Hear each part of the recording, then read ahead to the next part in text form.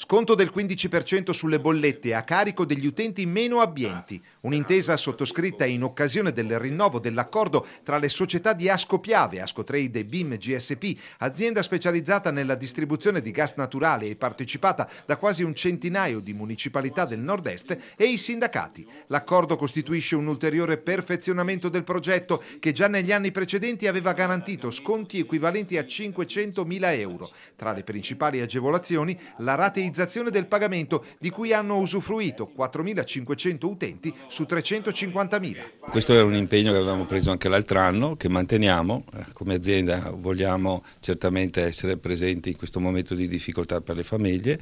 La destinazione è di 1 milione, abbiamo aumentato anche il reddito, per cui da 15 si va a 20.000 ISEE, e questo lo riteniamo un dato fondamentale e molto importante. In più abbiamo ampliato le zone, nel senso che al Trevigiano e al Bellunese abbiamo aggiunto anche Padova, Vicenza e via dicendo. Anche il 1 milione di euro che loro hanno stanziato ci auguriamo che venga spalmato e cercare di dare il massimo di informazione. Abbiamo dovuto constatare che occorre allargare il numero di coloro che hanno bisogno o che hanno l'opportunità di ridurre la loro bolletta, e nello stesso tempo abbiamo un approfondimento di questa crisi che non accenna a diminuire. È un modo diverso per difendere il reddito dei lavoratori e pensionati, diverso dalla contrattazione a livello nazionale e aziendale, ma insomma una contrattazione territoriale che dà risposte concrete ai soggetti che rappresentiamo. Ritengo l'aver elevato la soglia dai 15.000 ai 20.000 euro